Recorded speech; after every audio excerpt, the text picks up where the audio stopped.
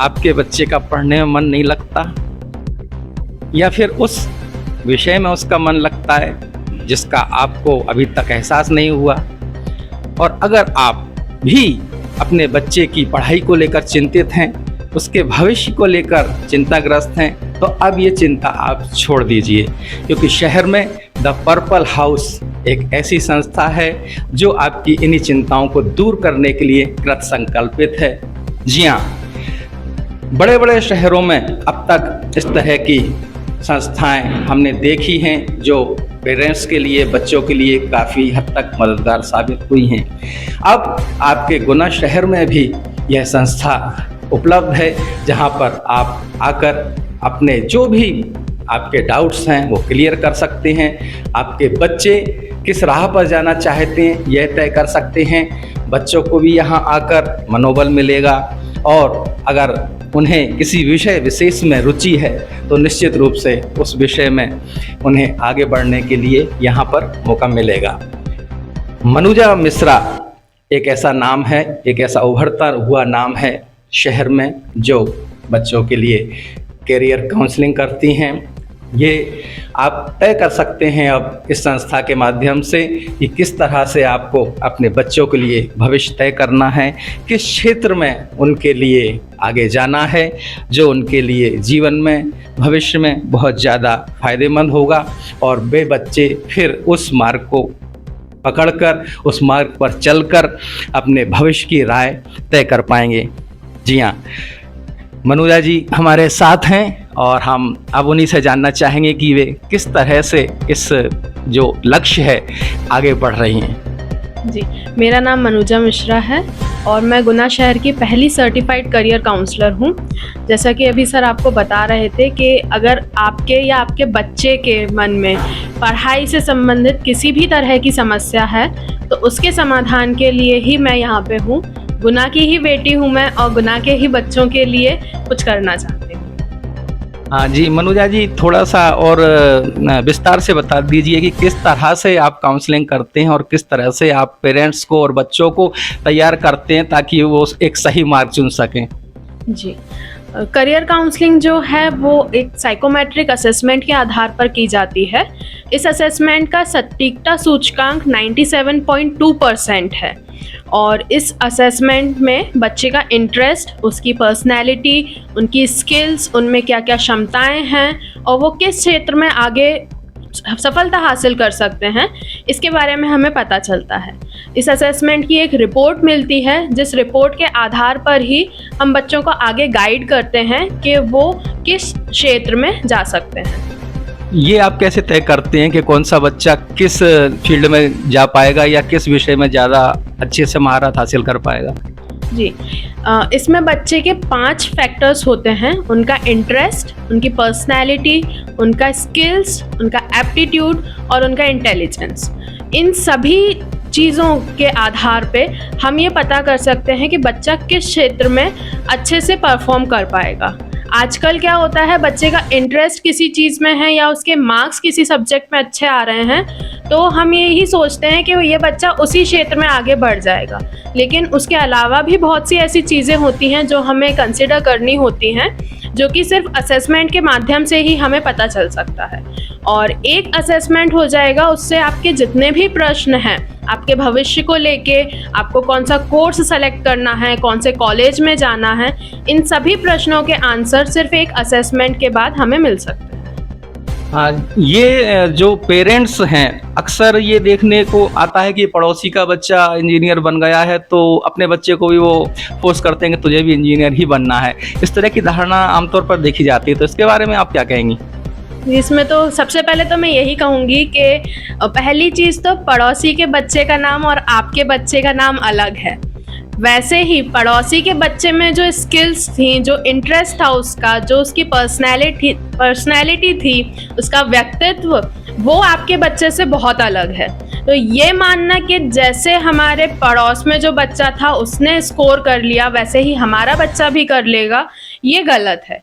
हाँ, आपके बच्चे में क्षमताएं हैं, लेकिन वो कौन से क्षेत्र में है ये पता करना ज़्यादा ज़रूरी है। और ये पता करने के लिए आपको यहाँ आना पड़ेगा द पर्पल हाउस, और मनुजा मिश्रा मैम से आपको मिलना होगा, यहाँ आके ये सारी बातें क्लियर हो जाएंगी। फिर निश्चित रूप से आपका बच्चा जिस क्षेत्र में जाएगा बहुत नाम कमाएगा। इसके साथ मैं ये ज़रूर यहाँ जोड़ना चाहूँगा कि इस तरह की चीज़ें जो हैं, इस तरह के प्रयास हैं महानगरों में बहुत पहले से होते रहे हैं और वहाँ पेरेंट्स पहुँचते हैं और उनको लाभ मिलता है। निश्चित रूप से वहाँ के बच्चे भी लाभान्वित होते हैं। गुना शहर में अभी ये चीज़ नई है, लोगों को समझने की ज़रूरत है और समझेंगे, अपनाएंगे तो वे भी बहुत लाभान्वित होंगे। मैम आपसे यही जानना चाहूँगा कि आप चाहते तो कहीं भी किसी भी बड़े शहर में आप स्थापित हो सकते थे और वहाँ लोगों को लाभान्वित कर सकते थे। गुना जैसे छोटे शहर में आपने आके ये सब किया है, ये एक बड़ी बात है अपने आप में। आखिर क्या कारण रहा? जी, जैसा कि आपने कहा कि बड़े शहरों में तो पहले से ही इस तरह की सुविधाएं हैं। जब गुना से बच्चा इंदौर जाता है तब उसे पता चलता है कि काउंसलिंग भी कुछ होती है, तो वहाँ जाने के बाद हो सकता है कि बहुत देर हो जाए, वो ऑलरेडी कोई ऐसी फील्ड चुन चुका हो जो उसके लिए नहीं बनी। तो इसीलिए मैंने गुना में ही सेंटर ओपन किया है कि घर के पास में ही घर जैसी सुविधा बच्चों को और उनके पेरेंट्स को प्रदान की जा सके। जी, ये बड़ी बात है। घर के पास में घर जैसी सुविधा अगर किसी को मिल जाए तो उसका फिर फ़ायदा ज़्यादा होता है। बाहरी शहरों में जाने की तमाम सारी परेशानियां होती हैं, मजबूरियां होती हैं, बहुत से लोग नहीं भी जा पाते हैं। एक और ज़रूरी बात यह है कि गुना शहर में अभी जितनी अवेयरनेस होना चाहिए उतनी अभी है नहीं है, तो क्या कारण है इसके और किस तरह के प्रयास होने चाहिए जिससे लोगों को इसका ज़्यादा से ज़्यादा ज्ञान हो और इसका ज़्यादा से ज़्यादा लाभ उठा सके? जी, मैं ये मानती हूँ कि गुना शहर में लोगों को पता है, बस ये नहीं पता कि कैसे करें। तो उसी के लिए मैंने एक छोटी सी पहल है ये मेरी कि मैंने अपना सेंटर ओपन किया है दी पर्पल हाउस। यहाँ पे बच्चों को और उनके पेरेंट्स को जो जाने माने करियर्स हैं उनसे अलग हटके भी जो नए करियर्स आ रहे हैं, दुनिया में क्या हो रहा है उसके बारे में भी बताया जा सके। साथ ही साथ बहुत से बच्चे होते हैं जो अपने दोस्तों को देख के ही कोई एक फील्ड में चले जाते हैं और फिर उन्हें पता चलता है जब उनका ग्रेजुएशन हो गया, नौकरी लग गई, उसके बाद समझ में आता है कि ये फील्ड तो मेरे लिए है ही नहीं।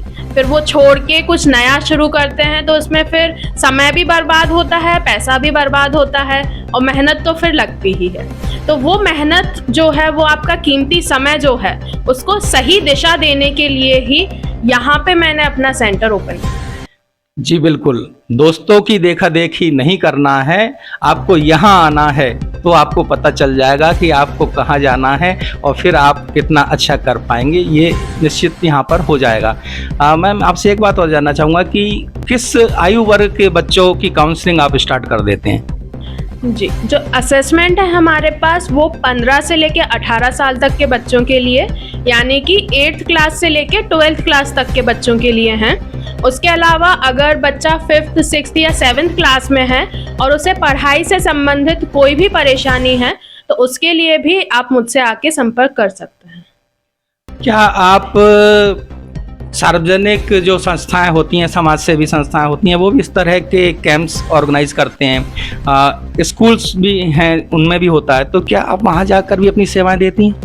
जी बिल्कुल, स्कूल, कोचिंग संस्थान या अन्य कोई भी ग्रुप अगर काउंसलिंग सेमिनार करवाना चाहे या मेरी सर्विसेज लेना चाहें तो उनके लिए भी मैं तैयार हूँ, वो भी हमसे संपर्क कर सकते हैं। हाँ, चूँकि आप पहली ऐसी महिला प्रशिक्षित काउंसलर हैं शहर की जिन्होंने विधिवत इसमें शिक्षा प्राप्त की है, डिग्री हासिल की है, डिप्लोमा किया है, तो ये एक बड़ी बात होती है। आमतौर पर जो प्रशिक्षित लोग होते हैं वो सही मार्गदर्शन दे पाते हैं। तो आप ये भी बताएं कि आपने कहाँ से और किस तरह के प्रशिक्षण प्राप्त किए? जी, ग्रेजुएशन मेरा BA B.Ed इंटीग्रेटेड कोर्स से हुआ है। उसके बाद फिर मैंने post graduate diploma in guidance and counselling psychology किया है MIT यूनिवर्सिटी ग्वालियर से। साथ ही में मैंने ग्लोबल करियर काउंसलर सर्टिफिकेट प्राप्त किया है यूनिवर्सिटी हैदराबाद और UCLA एक्सटेंशन कैलिफोर्निया USA से। तो ये एक बड़ी उपलब्धि है शहर के लिए कि न केवल देश में बल्कि विदेशों से शिक्षा प्राप्त करके आपने ये महारत हासिल की है और इसका लाभ निश्चित रूप से शहर वालों को मिलेगा, प्रदेश में मिलेगा और कहीं ना कहीं जब जो बच्चे यहाँ से काउंसलिंग प्राप्त करके अपना मार्ग प्रशस्त करेंगे तो वे गुना शहर का भी नाम रोशन करेंगे। मनोजा जी, ये बताइए कि यह जो आपने अभी तक काम किया है, निश्चित रूप से इसका कुछ ना कुछ पारितोषिक भी आपको मिला होगा। जैसा कि हमें पहले से पता है कि आपको काफ़ी सारे अवार्ड्स मिले हैं, तो इसके बारे में भी आप बताएं। जी, मुझे हाल ही में entrepreneur of the year in service business award मिला है, जिसका इवेंट दिल्ली में हुआ था। और साथ ही साथ मुझे iconic youngest career counsellor of the year 2024 award भी मिला है, क्योंकि मैं इस क्षेत्र में काम करने वाली सबसे छोटी उम्र की लड़की हूँ। जी, तो ये एक उपलब्धि भी आपके नाम है और निश्चित रूप से इस उपलब्धि को आप शेयर करते रहिए और इसी तरह से लोगों की सेवा करते रहिए। अगर कोई निजी कोचिंग संस्थान हैं या प्राइवेट जो भी ऑर्गेनाइजेशन है वो आपको आमंत्रित करते हैं, तो क्या आप वहां जाकर मार्गदर्शन देने के लिए तैयार हैं? जी बिल्कुल, कोई भी स्कूल, कोचिंग संस्थान या ग्रुप अगर मेरी सेवाएं लेना चाहते हैं या मुझसे संपर्क करना चाहते हैं, तो निश्चित ही मैं उनका मार्गदर्शन करने के लिए तैयार हूँ। जी, निश्चित रूप से यही एक सफल व्यक्ति की भावना होती है कि उसने जो भी कुछ इस समाज से पाया है, कहीं ना कहीं वो इस समाज को लौटाए, समाज को देने के लिए वह तत्पर रहता है। आप भी इसी तरह से अपने ज्ञान को बांटते रहें ताकि लोग आपसे मार्गदर्शन प्राप्त करके अपना भविष्य उज्जवल बनाते रहें। धन्यवाद। नमस्कार, मैं हूं लोकेश सिंह ठाकुर, अक्षत न्यूज़ का डायरेक्टर। अगर आप धार्मिक कार्य करते हैं, सामाजिक कार्य करते हैं और आप चाहते हैं कि आपका ये कार्य लोगों की नज़रों तक जाए, लोगों तक पहुंचे, तो हम हैं आपके साथ। आप उठाइए अपना मोबाइल नंबर और डायल कीजिए 8109198481।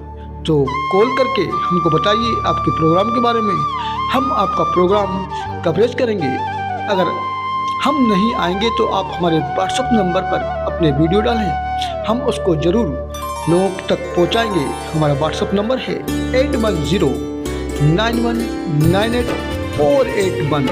तो देखते रहिए अक्षत न्यूज़ लाइव टीवी, अपनों के साथ अक्षत न्यूज़ लाइव टीवी।